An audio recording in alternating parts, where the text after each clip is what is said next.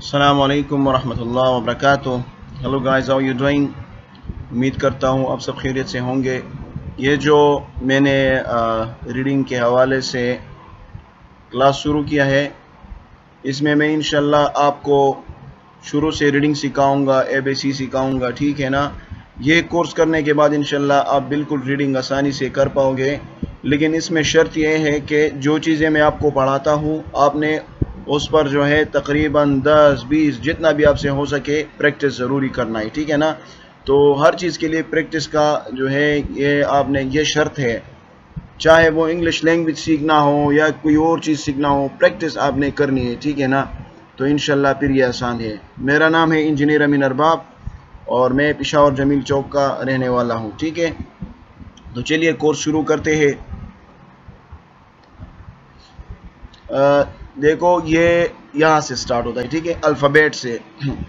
हर ज़ुबान में जो है मुख्तलिफ अल्फ़ाबेट्स होते हैं। जैसे कि अब मैं अरबी की बात करूँ तो अरबी में अलिफ, बा, या, ता, ये सारे जो है ना, अलिफ से लेकर या तक, सॉरी, तो ये सारे क्या है, हमारे पास हुरूफ तहज्जी है। तो इसी तरह इंग्लिश में जो हुरूफ तहज्जी है जिससे आगे ज़ुबान बनती है वो हमारे पास अल्फ़ाबेट कहलाते हैं, ठीक है। तो ये रोमन तरतीब से यहाँ पर लिखा है, ठीक है। अब देखो ये इसमें कैपिटल लेटर्स हैं और स्मॉल लेटर्स हैं, ठीक है ना। एक होते हैं बड़े हुरूफ और एक कहते हैं छोटे हुरूफ। तो छोटी ABC और बड़ी ABC, ठीक है। तो ये देखो आप इसका तलफ़ुज़ भी जानो, इसके साथ साथ तलफ़ुज़ भी लिखा है हर एक के साथ। और आप ये जो है प्रैक्टिस करो, छोटी ABC भी प्रैक्टिस करो और कैपिटल भी। आप ऐसा करो कि जो भी अभी मेरी आवाज़ सुनना है ना, तो ये ए जो है ज़्यादा से ज़्यादा लिखो। एक पेज पर लिखो, B दूसरे पेज पर लिखो, C इसी तरह। या फिर एक पेज पर जो है ये सारे हुरूफ लिखो, फिर दूसरे पेज पर ये सारे हुरूफ लिखो, फिर तीसरे पर ये सारे हुरूफ, फिर चौथे पर ये सारे हुरूफ, ठीक है ना। कैपिटल लेटर्स, इसके ऊपर आपने हेडिंग देना है कि ये बड़े हुरूफ है। तो ये इन पर आपने प्रैक्टिस लाजमी करना है, लिखना है अपने कॉपियों में, सही है।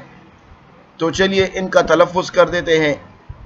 ये ए है, ठीक है। B, C, D, E, F, G, H, I, J, K, L, M, N, O, P, Q, R, S, T, U, V, W, X, Y and Z। ज़्यादातर लोग जी भी बोलते हैं लेकिन ये जेड है, ठीक है। जेड भी बोल सकते हैं, जी भी बोल सकते हैं। जब हम एग्जाम्पल के तौर पर बताते हैं तो फिर जी भी बोलते हैं, सही है ना, जेड को। तो ये आपने ये तलफ़ुज़ सीखना है, मुकम्मल ज़ुबानी याद करना है, ठीक है। ये आपको आना चाहिए। दूसरी बात ये है कि ये आपने ज़रूरी है, ये आप पर फ़र्ज़ है कि आप कापी में ये तकरीबन 2 से 3 या 4 मरतबा ये कापी में लिखो, ठीक है ना। फिर मुझे दिखाओ, इंशाल्लाह मैं देखूँगा। और इसके बाद जो है छोटी ABC लिखो। देखो ये जो है ना, जब हम किसी भी लफ्ज़ को या किसी भी जुमले को स्टार्ट करते हो तो वो कैपिटल लेटर से स्टार्ट करते हैं। ये कैपिटल लेटर है। जैसे कि मेरा नाम है ना, मैं आपको मिसाल देता हूँ। देखो मेरा नाम है, यहाँ पर एक कैपिटल लिखा है, बाकी जितने हुरूफ है ना, बाकी जितने हुरूफ ये स्मॉल लेटर से। देखो M स्मॉल है, E स्मॉल है, N स्मॉल है। तो ये भी लाजमी है कि आप कैपिटल लेटर सीखोगे और उसके बाद ये भी सीखोगे, तो इन पर भी प्रैक्टिस करो। छोटा A इस तरह लिखा जाता है, छोटा B इस तरह, C, D, E, F इस तरह, G, H, I, J, K, L वही हुरूफ है, ठीक है। लेकिन ये स्मॉल है तो इसका थोड़ा फॉन्ट चेंज है, सही है ना। ये इस तरह लिखा जाता है, M, बड़ा M इस तरह लिखा जाता है, छोटा इस तरह लिखा जाता है, बड़ा N इस तरह, छोटा इस तरह। तो इन पर भी थोड़ा आप प्रैक्टिस करो, सही है। अब अगर कोई आदमी है उसके साथ जो है वो जो 3 लाइनों वाला या 4 लाइनों वाला, सॉरी 4 लाइनों वाला इंग्लिश या अंग्रेज़ी कॉपी होती है ना, वो इसके लिए ख़रीदना है आपने। अगर वो नहीं ख़रीदते हो चलो, लेकिन मैं आपको सिखा देता हूँ कि इनमें जो हम बाज़ औक़ात कहते हैं ना upper case, lower case letters, ठीक है ना, दरमियान वाले हुरूफ कौन से हैं, नीचे वाले हुरूफ, ठीक है। तो ये आप जानो, दरमियान के 2 लाइनों में लिखे जाने वाले हुरूफ, जो दरमियान के अंग्रेज़ी कॉपी अगर आप ख़रीदोगे ना तो उसमें 4 लाइन्स होते हैं ना, तो जो दरमियान में 2 लाइन होते हैं उनमें ये लेटर्स जो है हम लिखते हैं, ठीक है। ये 14 हरूफ है, सही है। A C E I M N O R S U V W X Z। ऐसा समझो, आप ऐसा समझो कि इसके ऊपर 2 लाइनें हैं और इसके नीचे 1 लाइन है। तो देखो दरमियान में 2 लाइन आए ना, तो इसके बीच ये लिखा जाता है, ठीक है। ऊपर की लाइनों में लिखे जाने वाले हुरूफ। अब ठीक है, ये जो है जो 3 लाइनों में आते हैं, सही ना, जो 3 लाइनों में आते हैं, तो इसमें ये होता है B D H K L T, या ऊपर लाइनों में लिखे जाने वाले हुरूफ। ये 6 हुरूफ है। 4 लाइनों में लिखे जाने वाले हुरूफ, उनमें से सिर्फ ये एक F है, ठीक है ना। स्मॉल लेटर्स में भी हम ये इस तरह ही लिखते हैं। नीचे के 3 लाइनों में लिखे जाने वाले हुरूफ, अब देखो ऊपर 1 लाइन रह जाता है तो नीचे 3 लाइनों में ये लिखा जाता है, ठीक है। अब ये जब आप वो अंग्रेजी कॉपी खरीदोगे तो ये बात आप इंशाल्लाह फिर समझ जाओगे। G J P Q Y, ठीक है ना। तो ये नीचे 3 लाइनों में लिखे जाते हैं। ये 5 हुरूफ हैं। तो टोटल जो है हमारे पास हुरूफ ताजी कितने हैं? ये 26 है, ठीक है। 26 अल्फ़ाबेट्स हैं। आगे जाते हैं अंग्रेजी हुरूफ के तलफ़्फ़ुज़। तो ये बहुत ही ज़्यादा इम्पोर्टेंट चीज़ है, जिसके थ्रू मैं आपको रीडिंग सिखाऊंगा और आप खुद रीडिंग इंशाल्लाह कर सकोगे। तो इसको समझना ज़रूरी है आपको। अंग्रेजी हुरूफ तहज्जी को बोलने में जो तलफ़्फ़ुज़ होते हैं वो मिसाल के तौर पर इस तरह है। अंग्रेजी हुरूफ आवाज़ और लफ्ज़, अंग्रेजी हुरूफ आवाज़ और लफ्ज़, ठीक है। ये अंग्रेजी हुरूफ है, सही है। और ये आवाज़ है इनके और लफ्ज़ है इसके साथ साथ मुख्तलिफ। ये मिसाल के तौर पर अल्फाज दिए हैं मैंने। और ये अंग्रेजी हुरूफ है और यहाँ पर अल्फाज है और इसके साथ तलफ़्फ़ुज़ भी है, आवाज़ भी है, ठीक है। तो देखो ए मुख्तलिफ आवाज़ें देता है। ये इंशाल्लाह हम आगे डिटेल में ये सब कुछ पढ़ने वाले हैं, लेकिन शुरू से थोड़ा थोड़ा करके मैं बता देता हूँ। ए जो है ये मुख्तलिफ आवाज़ें देता है, जैसे कि आयन की आवाज़ भी देता है। आप जो है जैसे मेरी आवाज़ सुनते हो ना, उधर कॉपी में लिखते जाओ, ठीक है। ए मुख्तलिफ आवाज़ें देता है, जैसे कि ए आवाज़ देता है, अलिफ का भी आवाज़ देता है। यहाँ पर देखो अलिफ मत आ का आवाज़ यहाँ पर इन्होंने दिया है। और ए की आवाज़ भी देता है, या की आवाज़ भी देता है, देखो या की आवाज़ भी देता है ए। आयन की आवाज़ भी देता है, अलिफ की आवाज़ भी देता है, अमदा ज़बरा की आवाज़ भी देता है, ठीक है ना। कितने हो गए? अलिफ मत आ, अलिफ, आयन, या, इंशाल्लाह ये जो है ये 4 है तकरीबन। ये ए की आवाज़, ये ए जो है मुख्तलिफ आवाज़ें निकालता है। तो देखो मैन कहते हैं आदमी को। तो देखो इसमें जो ए का लफ्ज़ है ये किस तरह आवाज़ दे रहा है? या का, बड़ी या का, या जो भी समझ जाओ, छोटी या बड़ी या दोनों समझो, लेकिन ये या की आवाज़ देता है, मैन। अब देखो यहाँ पर अलिफ मद आ की आवाज़ दे रहा है, जैसे कि कार। देखो यहाँ पर एक कौन सा आवाज़ दे रहा है? अलिफ मद आ की। अब मुझसे आप पूछोगे कि ये किस तरह पॉसिबल है, मुझे कैसे पता चलेगा कि ए यहाँ पर अब कौन सा आवाज़ दे रहा है, ठीक है। तो यह आपने प्रैक्टिस करना होगा, ठीक है। आपको अपना टीचर भी बताएगा कि देखो, आप खुद भी जब प्रैक्टिस करते हो ना तो आपको अंदाज़ा होता है कि अब यार देखो यहाँ पर मैं तो या तो नहीं तलफ़्फ़ुज़ कर सकता ना, केयर तो नहीं बोल सकता। हाँ चलो मैं अलिफ मद आ का आवाज़ यहाँ पर निकालता हूँ, देखते हैं कि किस तरह होता है। देखो कार। तो अब ये ठीक हो रहा है, सही है। तो इस तरह आपने सोचना होगा इसके बारे में।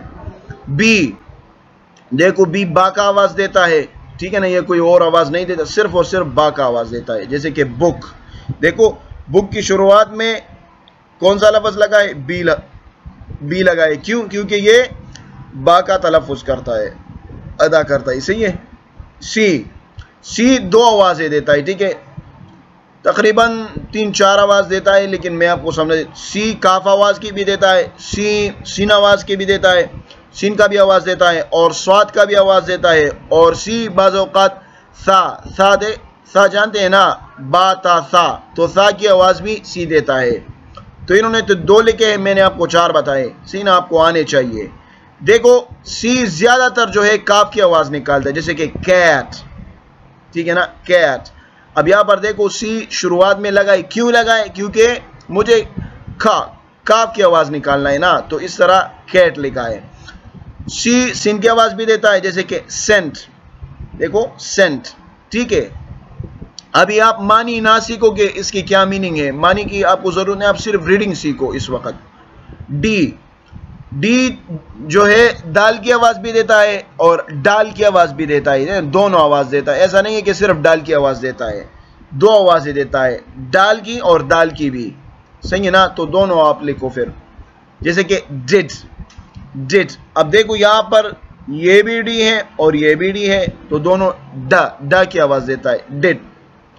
ये जो मैं एक्स्ट्रा बताता हूं ये मैं आपको इंशाल्लाह आगे बताऊंगा। जैसे कि अभी नाम हो गए ना दाऊद, तो अब दाऊद तो ये पठानों का मतलब हम ये नाम रखते हैं ना, तो अब यहां पर दाऊद डाल तो नहीं है ना, दाऊद तो नहीं है ना, तो इसके शुरुआत में भी हम डी लगाएंगे, क्योंकि मैंने आप लोगों को कहा कि डी दो आवाजें देता है, डाल की आवाज भी देता है और दाल की आवाज भी देता है। तो ऐसा ना हो कि फिर आप कंफ्यूज हो जाओ। ई, ई जो है या की आवाज भी देता है, सही है, और अलिफ की आवाज भी देता है। देखो यहां पर अलिफ की आवाज भी देता है, या की आवाज भी देता है। अब ये जो है तकरीबन इन सब में या की आवाज देता है, लेकिन बाज़ औक़ात अलिफ की आवाज भी देता है। जैसे कि अब मैं किसी लड़की का नाम है ईमान, तो ईमान किससे शुरू होता है, अलिफ से, हमज़ा ज़ेर ई से, तो वो हमज़ा ज़ेर ई वाला जो लफ्ज़ है वो ई है, ठीक है। तो ईमान, इस तरह ये सारे तलफ़ुज़ जानकर ही आप रीडिंग कर पाओगे, सही है ना। इसको थोड़ा आप अच्छी तरह समझ जाओ इसको, सही है ना, सोचो इस पर। बिल्कुल आसान, इतना मुश्किल भी नहीं, बस सिर्फ आपने तलफ़ुज़ ज़ुबानी याद करने कि ये लफ्ज़ कौन सा आवाज़ दे रहा है, सही है। अच्छा, एफ जो है देखो मैंने एग्जांपल नहीं दिया, या आवाज़ शी, देखो यहाँ पर शी, लास्ट में ई आया है ना, तो इस तरह ये क्या तलफ़ुज़ दे रहा है, शी, या। और मेन, मेन देखो यहां पर ई है लेकिन स्लाइटली या की आवाज दे रहा है, स्लाइटली, ठीक है ना, स्लाइटली या की आवाज दे रहा है बारीकी से, मेन, मेन, ठीक है, आसान है। आप देखो ये इस तरह नहीं है कि आपको मतलब हर एक चीज की जो है तलफ़ुज़ हम आपको सिखाएंगे, लेकिन जो रह जाता है वो आपने प्रैक्टिस के साथ साथ जो है इंशाल्लाह आप समझ जाओगे फिर, ठीक है ना। जितना आप ज्यादा रीडिंग प्रैक्टिस करते हो, जितना आप ज्यादा गलतियां करते हो, और जितना आपसे हो सके 2 पेजेस 3 पेजेस आप रोजमर्रा के ये कोर्स करने के बाद, ठीक है ना, जैसे ये कोर्स खत्म होता है तो मैं फिर आपको रीडिंग पैसेजेस भेजता रहूंगा कि अब ये मुझे रीड करके सुना दो, ठीक है ना। तो ये बाद में फिर आपके लिए आसान हो जाएगा, पहले आप बस सिर्फ रटा करो, चीजों को सीखो। अच्छा, तो ये हो गया ई। अब एफ की ओर आते हैं। एफ सिर्फ फा का आवाज देता है, ठीक है, जैसे कि फुट, देखो एफ, एफ यहां पर लिखा है, क्यों लिखा है, क्योंकि मुझे फा का आवाज निकालना है, फुट। जी, जी जो है, जी गाफ की आवाज निकालता है, ठीक है, जी किसकी आवाज निकालता है, गाफ की। और बाज़ औक़ात जी जो है किसी और हुरूफ के साथ लग जाता है ना, तो जी वो जिम की आवाज भी निकालता है बाज़ औक़ात, ठीक है ना। जैसे को यहाँ पर जॉर्ज, जिम की आवाज भी निकालता है और गाफ की आवाज भी निकालता है, जैसे कि गुड, लेकिन ज्यादातर गाफ की आवाज निकालता है, कमतर जिम की आवाज निकालता है, जैसे कि जॉर्ज, ठीक है ना। ये आप सीख लो सिर्फ। एच जो है हा का आवाज निकालता है और हा का भी आवाज निकालता है, हा, वो जो इस तरह हा होता है ना, अब इसके बीच में तो नुक्ता है, नुक्ता हटा लो तो क्या रहता है, हा रहता है। तो एच हा की भी आवाज निकालता है और हा की भी आवाज निकालता है, जैसे कि हिंद। अब अगर किसी का नाम है ना, लड़की का नाम है हुमेरा, तो उसका जो नाम है वो तो हा से शुरू होता है ना, हा से, तो वो भी आप एच से शुरू करोगे, ठीक है ना। अब इसके लिए कोई और लफ्ज नहीं है, यही लफ्ज है।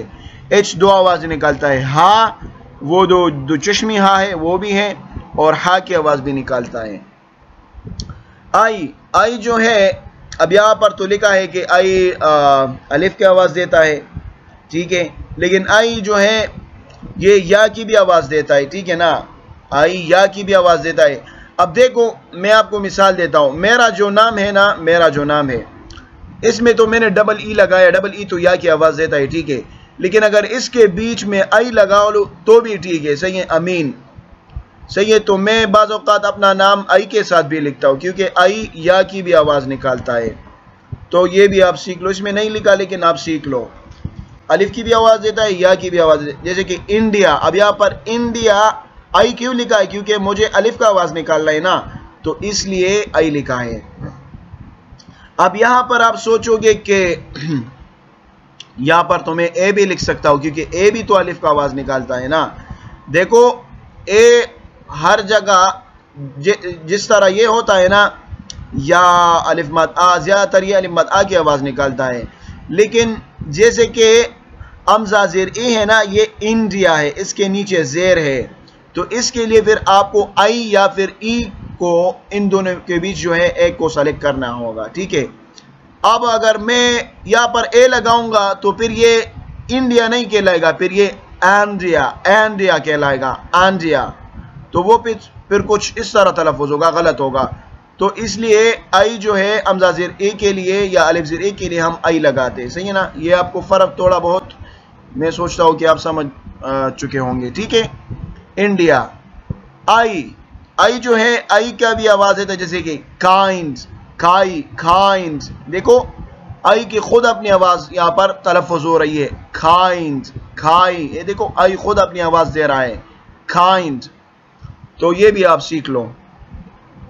अच्छा, अब जे का जो तलफ़ुज़ है वो अदा करते हैं जे, जिम की आवाज निकालता है। जे सिर्फ और सिर्फ जिम की आवाज निकालता है, जैसे कि जोक, जोक, ठीक है ना, जो कहते हैं मजाक को, तो जोक। देखो जे लिखा है, क्यों लिखा है? क्योंकि जिम की आवाज निकालना है मुझे। के काफ की आवाज निकालता है, जैसे कि किक, किक मीन लात मारना, ठीक है। आप मसमानी के पीछे ना जाओ, सही है, आप सिर्फ तलफ़ुज़ सीखो कि ये मैं किस तरह तलफ़ुज़ करूंगा। अब यहाँ पर जो देखो ना, आप आई को यहाँ पर मैंने लगाया है, आई लगाया है और सी के लगाया है। तो देखो सी के जब आता है ये भी काफ की आवाज देता है, इकट्ठा जब सी के आता है ना, ये भी काफ की आवाज देता है।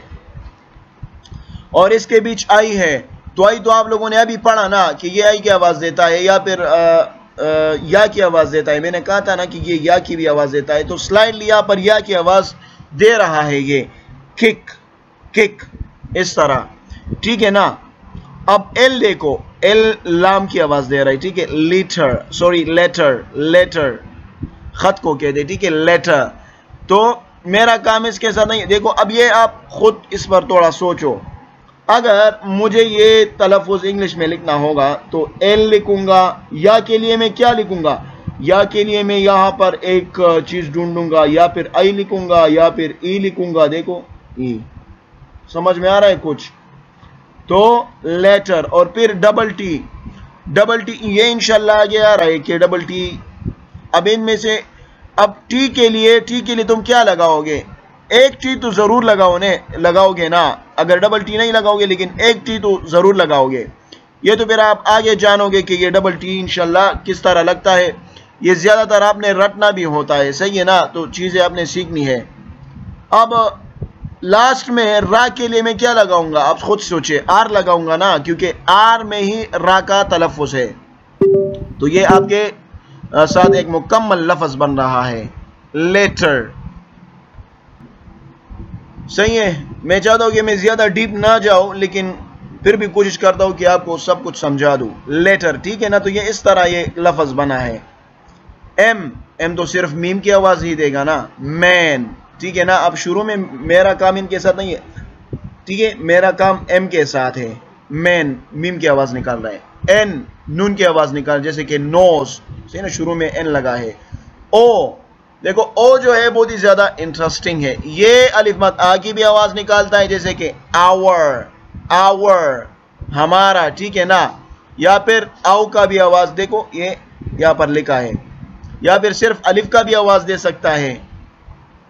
और ओ जो है ओ अपना भी आवाज निकालता है, अपना खुद का, जैसे कि ओपन, शुरू में ओपन, इस तरह अपना भी आवाज निकालता है ओ। और ओ जो है ओ बाज़ औक़ात वो जानते हैं, वो या पेश की भी आवाज देता है, वो या पेश की। अब अभी यहाँ पर कोई मिसाल नहीं है, लेकिन मैं देखो यहाँ पर वो पेश की भी आवाज निकालता है, जैसे कि फुट, फुट। यहाँ पर देखो अगर मैं फुट लिखूंगा तो इसके ऊपर पेश होना चाहिए, ठीक है ना, पेश, या फिर वो होना चाहिए इसके बीच। तो तभी तो ये डबल ओ वो की आवाज निकाल रहा है, जैसे कि फुट। अब अगर मैं लिखूंगा बुक, बुक के बीच डबल ओ है तो डबल ओ पेश की आवाज निकाल रहा है या वो की आवाज निकाल रहा है, तो ओ जो है वो की भी आवाज निकालता है, ठीक है, और अलिफ मद आ की भी और औ की भी, और ओ जो है खुद अपना आवाज भी निकालता है, सही है ना। ये आप सब जो है समझ जाओ। पी सिर्फ और सिर्फ पा का तलफ़ुज़ ही अदा कर सकता है, जैसे कि पोस्ट, ठीक है। और क्यों सिर्फ और सिर्फ काफ, यहां पर तो काफ लिखा है लेकिन ये गलत है, इसके साथ काफ भी लिखना चाहिए, काफ जिसके ऊपर नुक्ते होते हैं ना, काफ, तो उसके लिए भी हम क्यों लगाते हैं। जैसे कि अब अगर किसी का नाम है ना कमरगुल, ठीक है ना, मिसाल के तौर पर, तो उसका नाम तो कमर काफ से शुरू होता है, काफ से तो शुरू नहीं होता, तो अब मैं क्या लगाऊंगा, क्या मैं के लगाऊंगा, नहीं के नहीं लगाऊंगा, मैं क्यों लगाऊंगा, ठीक है ना, क्यों लगाऊंगा। जैसे कि कुरान, कुरान मजीद, तो कुरान के लिए वहां पर तो वो नुक्तों वाला काफ है ना, तो उसका शुरुआत मैं क्यों से करूंगा, के से नहीं करूंगा। अब देखो के भी काफ का आवाज है लेकिन सिर्फ काफ, लेकिन काफ जो है काफ के लिए फिर मैं क्यों लगाऊंगा, ठीक है ना, तो ये भी आप सीख लो। अच्छा यहाँ पर तो सिर्फ के लिखा है लेकिन मैंने आपको बताया कि काफ की आवाज भी निकलता है। क्विक, देखो क्विक, तो ये क्यों जो है कौन सी आवाज निकाल रहा है, काफ की आवाज निकाल रहा है। आर जो है, आर सिर्फ और सिर्फ रा का आवाज निकालता है, जैसे कि रिमाइंड।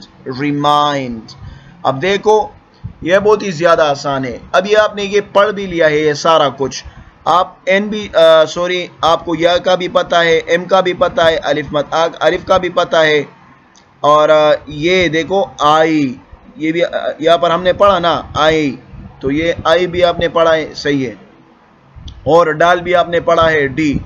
तो अभी इस पर थोड़ा सा हम रिवीजन कर देते हैं।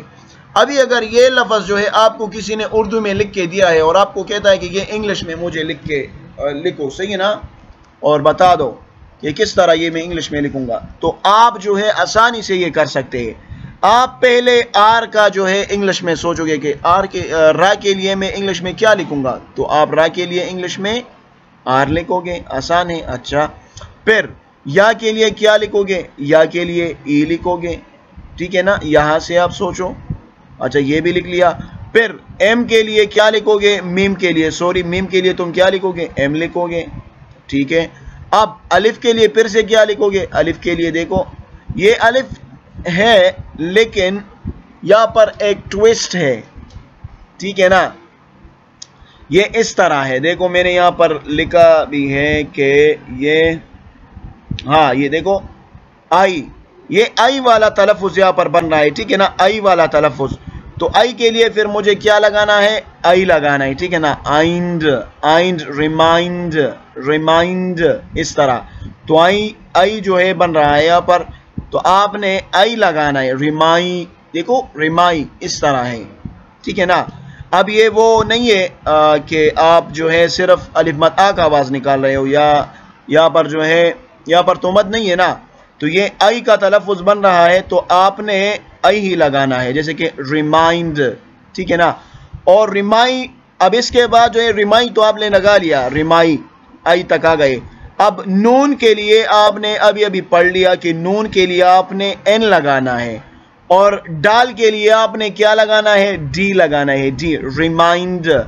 तो ये थोड़ा बहुत आपके लिए मुश्किल भी होगा, लेकिन आप ट्राई करोगे तो इंशाल्लाह आप जो है किसी का भी नाम पश्तो में हो, उर्दू में हो, आप इंग्लिश में आसानी से कन्वर्ट कर सकते हैं, ये तलफ़ुज़ याद करके, सही है ना। तो ये जितने भी रीडिंग लोग करते हैं ये इसी तरह ही करते हैं। अगर टीचर आपको सही मिलता है ना, तो आप जो है आप स्कूल भी ना पढ़ो, इंशाल्लाह मैं आपको सिखाऊंगा कि रीडिंग किस तरह करते हैं, ठीक है।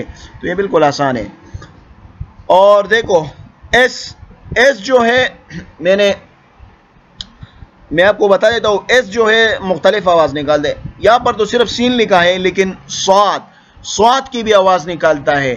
जैसे कि अगर मैं किसी का नाम आपको बता दूं सुदेश, तो सुदेश का जो लफ्ज है या नाम है ये सीन से शुरू नहीं होता, ये स्वाद से शुरू होता है, तो उसके लिए भी हम एस लगाते हैं। तो आपको आना चाहिए कि एस दो आवाजें निकालता है, स्वाद की, सीन की, और बाज़ औक़ात मेरे ख्याल से सा की भी आवाज, लेकिन ये सा के लिए हम TH लगाते हैं ना, तो वो छोड़ो, सही है। तो ये आपको आना चाहिए। अच्छा, सैंड, सैंड देखो यहां पर अगर ये मैं कन्वर्ट करूंगा तो किस तरह होगा, सीन लगाऊंगा पहले, सीन के लिए क्या S, ठीक है। अब दोबारा क्या लगाऊंगा या के लिए फिर से देखो, अब ये वाला देखो, एंड सैंड।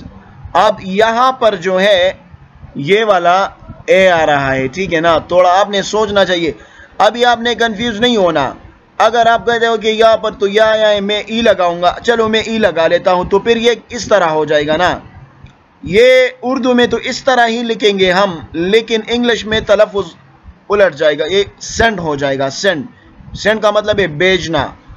और जैसे ये दोनों हम उर्दू में लिखते हैं तो ये इस तरह लिखते हैं, लेकिन यहाँ पर मसला यहाँ पर तलफ़ुज़ में आ रहा है। यहाँ पर देखो एन सैन, तो ये यहाँ पर या का आवाज़ निकला, जैसे कि मैंने यहाँ पर लिखा है ना मैन, यहाँ पर अलिफ और ये का आवाज़ निकल रहा है। तो इस तरह आपने यहाँ पर थोड़ा सोचना होगा कि यहाँ पर ए लगाना है आपने, सही है ना, ए लगाना है। सैंड, सैंड, यहाँ पर एन की आवाज़ आ रही ना, तो फिर एन नून के लिए आपने एन लगाना है और डी के लिए आपने डी लगाना है, डाल के लिए सॉरी, तो that becomes sand. God me dear, ये प्रैक्टिस के बिना नहीं हो सकता, ठीक है। अच्छा, अब टी, टी जो है दो आवाजें निकालता है, एक तो ठा की आवाज निकालता है और दूसरा था की आवाज निकालता है, था, ठीक है ना, इसके ऊपर दो नुक्ते होते हैं तो उसकी भी आवाज निकालता है। अब देखो टीचर, टीचर, सही है ना। ये इस तरह है कि ये आगे मैं सब कुछ एक्सप्लेन करने वाला हूं, ठीक है ना। तो टी जो है टा की भी आवाज निकालता है, जैसे कि टीचर शुरुआत में टी आया है। यू, यू जो है यहाँ पर तो लिखा है कि सिर्फ और सिर्फ आ की भी आवाज देता है, अलिफ, अलिफ जबर आ, ठीक है ना। या फिर यू जो है यहाँ पर देखो अलिफ जबर आ की, अप, यूपी, अप। और यू जो है यू की भी आवाज निकालता है, आ की भी आवाज निकालता है और यू की भी, जैसे कि सल्यूट और सल्यूट। यहाँ पर तो सल्यूट लिखा है लेकिन सल्यूट है, ठीक है, सल्यूट, सल्यूट।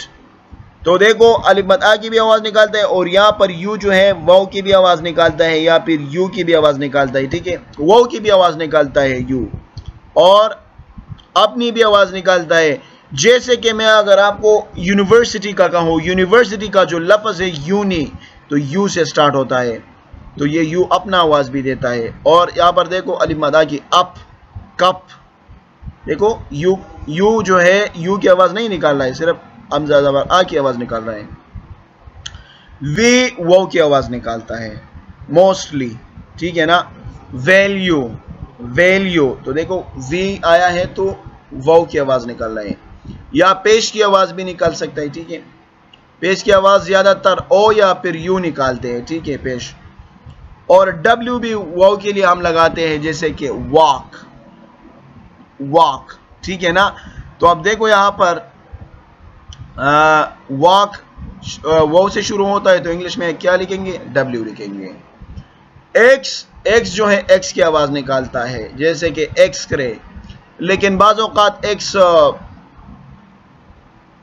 एक्स अगर दो तीन अल्फाज के साथ मिलता है ना, दो या और के साथ, तो फिर ये अपनी तलफ़ुज़ चेंज कर देता है। वो फिर मैं वक़्त के साथ साथ आपको बताऊंगा, सही है ना। अभी आप सिर्फ इतना ही सीख लो, जैसे कि X ray, X ray x से स्टार्ट होता है।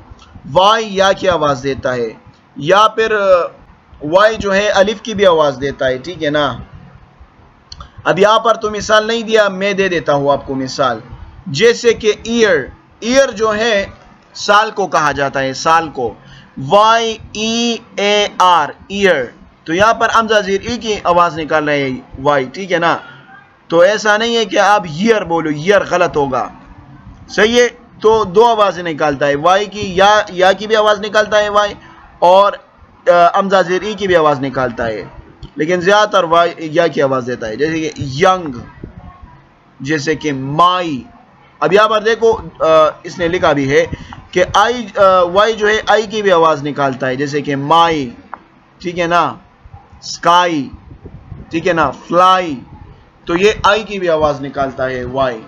तो 3 आवाजें हो गई, या, आई और अमजाजिर ए, ठीक है ना, ये आप सीख लो। ज़ैड जो है सिर्फ और सिर्फ जा का, लेकिन इसके साथ आपको लिखना चाहिए कि ज़ैड जा का भी आवाज निकलता है, वात का भी आवाज निकलता है, और वा का, वा उसका भी आवाज निकलता है, और जाल का भी आवाज निकलता है। तो तकरीबन 4 हो गए, जा, वाद, वा और जाल, इन तीनों का आवाज जेड निकालता है, ठीक है ना, जैसे कि ज़ेब्रा।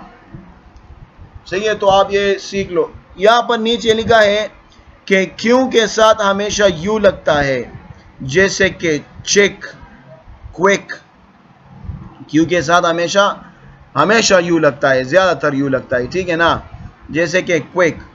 जब भी यहाँ पर आप देखोगे इंग्लिश में, इंग्लिश रीडिंग की बात कर रहा हूँ, ठीक है, ऐसा नहीं है कि आप मुझे किसी का नाम बता दो। अब अगर मैं लिखूंगा कारी, तो कारी में तो यू नहीं है ना, तो ये इंग्लिश रीडिंग में ज्यादातर इस तरह होता है कि यू के साथ हमेशा यू आता है, क्यों के साथ, सॉरी। तो ये आज के लिए काफ़ी है, ये आप सीख लो और कापी में लिखो। सही है, अल्लाह हाफिज़। बिस्मिल्लाहिर्रहमानिर्रहीम, रब्बि इश्रह ली सदरी व यस्सिर ली अमरी वहलुल उक़दतम मिन लिसानी यफ़क़हू क़ौली। तो चलिए शुरू करते हैं एक नया लेक्चर। कल हमने पढ़ा था वावल्स, सॉरी अल्फ़ाबेट्स, और ये सारी चीज़ें हमने पढ़ी थी। सही है, आज हम पढ़ने वाले हैं कुछ और इम्पोर्टेंट टर्मिनोलॉजीज़। ये कंप्लीट कोर्स है, ठीक है, तो इसमें मेरे वो सारी चीज़ें सब कुछ जो है टच करके रखा है, जहाँ पर साइलेंट लेटर्स हो, जहाँ पर मखलूत अल्फाज हो, जैसे कि ये अल्फाज देखिए, आप ये देख सकते हैं। तो ये सारी चीज़ें जानकर इंशाल्लाह आप फिर अच्छी तरह से रीडिंग कर सकोगे, ठीक है ना। तो ये इसकी जो है एक चीज़ है कि आप थोड़ा सोचोगे और फिर उसके बाद जो है रीडिंग खुद कर सकोगे। सही है ना। तो ये चीज़ें आपने पहले रटनी है, याद करनी है, ज़ुबानी याद करनी है, और फिर उसके बाद जब आप रीडिंग करते हो तो उसमें थोड़ा बस आपने सोचना होता है, बाकी ये रीडिंग बिल्कुल आसान है। सही है। अंग्रेज़ी के मखलूत अल्फाज, वो अल्फाज जो एक या दो अल्फाज मिलकर कोई और नया जो है लफ्ज़ या तलफ़्फ़ुज़ अदा करते हैं। सही है। जैसे कि अब देखो यहाँ पर CH, तो C और H एक दूसरा लफ्ज़ तलफ़्फ़ुज़ होता है, जिसे हरफ तलफ़्फ़ुज़ होता है, जैसे कि चे कहते हैं उर्दू में। सही है। तो ये जो चे का तलफ़्फ़ुज़ है ये कहाँ से बनता है, ये C और H को जब हम इकट्ठा लिखते हैं और मिलाते हैं तो इससे एक और हरफ जन्म लेता है जिसे चे कहते हैं। सही है। तो ये देखिए आप कि C और H से एक नया लफ्ज़ बन रहा है। ठीक है, सब्र करो। देखो C और H से एक दूसरा हरफ जन्म लेता है जिसे चे कहा जाता है। सही है। तो ये मुख्तलिफ मिसालें आपके सामने फिर आएगी, जैसे कि चेयर कुर्सी को कहा जाता है। तो जैसे आप ये चेयर का लफ्ज़ लिखते हैं तो शुरुआत में आप C और H लिखोगे। ठीक है। और ये जो CH है ना, CH बाज़ औक़ात काफ की भी आवाज़ देता है। यहाँ पर तो चे लिखा है लेकिन बाज़ औक़ात काफ की भी आवाज़ देता है। जैसे कि केमिकल, तो केमिकल हम कैसे नहीं शुरू करते, वो CH से शुरू करते हैं। या फिर केमिस्ट्री, सही ना, वो कम तर होता है लेकिन ज़्यादातर ये CH चे की आवाज़ देता है। TH या तो ठे की आवाज़ देगा या फिर थे की। सही है ना। तो ज़्यादातर ये थे की आवाज़ देता है। ठीक है ना। जैसे कि थर्मामीटर, जैसे कि आप देखोगे कि बाज़ औक़ात ये दाल की भी आवाज़ देता है, जैसे कि दा, THE दा। तो ये आपने खुद सीखना होगा। सही है। थे ये सारी चीज़ें। जैसे कि थम कहते हैं ये अंगूठी को, तो अंगूठी को जो है ना वहाँ पर TH शुरुआत में आता है। अब PH फा की आवाज़ देता है या फिर फा की आवाज़ देता है। ठीक है। PH जा पर भी आता है। ये देखो ये शर्त है कि ये दोनों हरूफ जो है इकट्ठे आएंगे तभी ये आवाज़ देगा। ऐसा नहीं कि टी आएगा तो ये आवाज़ देगा। ठीक है ना। तो TH आएगा तभी थ या फिर ठ होगा। PH फा की आवाज़ भी दे दे या फिर फा की। आगे मिसालें आने वाली है। ठीक है। मैं अभी मिसाल दूंगा भी लेकिन आप फिर नहीं समझोगे। ऐसे जो है शिन की आवाज़ देता है। GH गैन की भी आवाज़ देता है और गाफ की भी आवाज़ देता है। जैसे कि ग, देखो ग, और गैन की भी आवाज़ देता है। बाज़ औक़ात ऐसा होता है कि GH के पहले वावल हो, तो GH के पहले अगर वावल आ जाए तो लफ्ज़ खामोश हो जाता है, जैसे कि राइट। अब GH है ना, मैंने कहा कि GH या तो गैन की आवाज़ देगा या फिर ग की, लेकिन यहाँ पर क्या हुआ है, वावल आया है, वावल GH से पहले वावल आया है। वावल किसे कहते हैं ये आप जानो, वावल ये 5 हुरूफ को कहा जाता है, A E I O U, ठीक है, इसे इन 5 को वावल्स कहा जाता है। तो यहाँ पर देखो आई आया है, तो इस वजह से यहाँ पर ये जो GH है ये खामोश हुआ है। तो आप किस तरह तलफ़ुज़ करोगे, राइट। यहाँ पर आप गैन तलफ़ुज़ नहीं करोगे, रागिट या कुछ और आप बोलोगे तो वो गलत होगा, फिर यहाँ पर ये खामोश हो रहा है, जैसे कि देखो राइट, वरना ग होता है, जैसे कि गूस्ट, ठीक है ना, गूस्ट। अब देखो अगर वावल बाद में आता है तो फिर ग की आवाज़ देता है, अगर वावल पहले आता है तो फिर आई की आवाज़ देता है, सॉरी GH साइलेंट हो जाता है, ठीक है ना। और यहाँ पर साइलेंट नहीं है, ग की आवाज़ इसने निकाली है, जैसे कि गोस्ट, बूथ को कहा जाता है, ठीक है ना। और कभी कभी GH फा की भी आवाज़ निकलता है, सही है ना, GH से फा का भी तलफ़ुज़ होता है, जैसे कि कफ। यहाँ पर तो इसके साथ सी है ना, ठीक है, आपको नजर नहीं आ रहा, यहाँ पर सी लिखो, COUGH, कफ, कांसी को कहते हैं, ठीक है ना। या फिर देखो ये मेरे ख्याल से रफ लिखा है, ROUGH, आर, अगर आप यहाँ पर आर लिखोगे रफ, ठीक है ना, तो उसके लिए हम क्या कहते हैं, रफ कहते हैं। रफ कहते हैं कोई फजूल सी चीज को, ठीक है ना, ऐसे मतलब बेकार चीज को रफ कहते हैं ना, रफ वर्क, बेकार जो काम की नहीं हो, तो रफ कहते हैं, सही है, उसे रफ कहते हैं। तो यहाँ पर अगर आर, यहाँ पर आपने आर डालो या फिर सी डालो, जो भी डालो, तो मेरा काम GH से है कि यहाँ पर GH कौन सा तलफ़ुज़ दे रहा है, यहाँ पर GH फा का तलफ़ुज़ दे रहा है, तो आपने देखना होगा, सही है, ऐसा नहीं। अब देखो यहाँ पर जो है, यहाँ पर U आया है, वावल आया है, लेकिन GH के बाद कोई लफ्ज़ नहीं है। अगर कोई लफ्ज़ होता तो फिर ये साइलेंट होता GH इस तरह, लेकिन इसके बाद कोई लफ्ज़ नहीं है, तो इसलिए ये फा का आवाज़ दे रहा है, ठीक है ना। ये चीज़ें आपने समझनी है और इसके ऊपर आपने फिर रीडिंग करनी है, खुद करनी है, इंशाल्लाह आप खुद करोगे, ठीक है। टू रिमेंबर, बराए यादाश्त, ये 4 उसूल हैं, ये मैं आपको बता देता हूँ।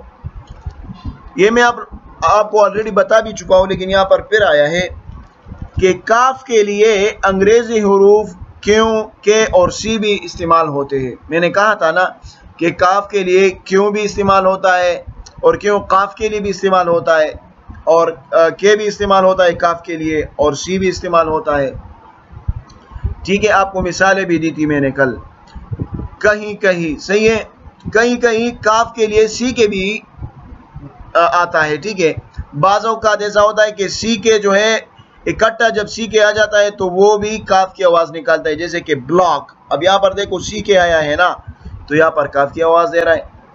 अब सी का तलफ़ुज़ सीन भी होता है, मैंने कल बताया था और ये आज बता रहा है, ठीक है ना। मतलब मैंने पिछले लेक्चर में आपको बताया था कि सी जो है ये बाज़ औक़ात सीन की भी आवाज़ देता है, जैसे कि सीज, सीजर, ठीक है ना। तो ये आसान चीज़ें हैं, मैं ऑलरेडी बता चुका हूँ। गाफ, गाफ के लिए जी भी आता है, ये भी ठीक है, ये तो आसान बात है, जैसे कि गुड। और जीम के लिए जे आता है, ठीक है ना, जे भी आता है, मगर बाज़ दफ़ा ये तो ज़ाहिरी बात है कि जीम के लिए जे आएगा, लेकिन बाज़ दफ़ा ऐसा हो जाता है कि जीम के लिए जी भी आ जाता है, जैसे कि जर्म, जर्म जरासीम को कहते हैं, और जनरेशन नस्ल को कहते हैं। तो देखो यहाँ पर जी आया है, जे नहीं आया, और फिर भी जीम का आवाज़ निकल रहा है, तो ये चीज़ें आपने सीखनी है, सही है। बाज़ औक़ात ऐसा होता है कि जी जो है जिम की भी आवाज़ निकलता है, लेकिन अक्सर ये गाफ की आवाज़ निकलता है। वाव के लिए अंग्रेज़ी में वी और डब्ल्यू आता है, सही है ना, ये तो कल बताया था मैंने पिछले लेक्चर में कि वाव के लिए अंग्रेज़ी में क्या आता है, वी भी आता है और डब्ल्यू भी आता है, और बाज़ औक़ात ओ भी आ जाता है, सही है ना। वेरी, वॉल, देखो वेरी में क्या आया है, वी आया है, वॉल में देखो डब्ल्यू आया है, तो ये आपने खुद सीखनी है, सही है। फा के लिए एफ इस्तेमाल किया जाता है, और यहाँ पर हमने अभी पढ़ा कि फ़ा के लिए हम PH का भी इस्तेमाल करते हैं, ठीक है ना। तो PH भी अंग्रेज़ी में फ़ा के लिए इस्तेमाल होता है। जैसे फ्रूट तो ठीक है F लगा है, लेकिन फ़िलॉसफी में PH लगा है, ठीक है ना। तो ये मिसाल यहाँ पर दी है। लेकिन अंग्रेज़ी में तलफ़ुज़ हमेशा प नहीं फ़ा होता है, ठीक है ना। अंग्रेज़ी में तलफ़ुज़ पा नहीं होता, फ़ा होता है। इसका मतलब ये है कि अगर कोई लफ्ज़ है उर्दू में लिखा है, तो आप अगर उसको इंग्लिश में लिखना चाहोगे तो फिर किस तरह लिखोगे? PH से स्टार्ट करोगे, ठीक है ना, PH से। तो उसमें फ़ा का तलफ़ुज़ निकलता है अंग्रेज़ी में। तो ये उसूल है, आपने ये सारी चीज़ें रटनी है, ठीक है। चलिए मिलते हैं नेक्स्ट लेक्चर में। अभी तक के लिए इतना काफ़ी है, ठीक है, ये याद कर लें। अल्लाह हाफिज़।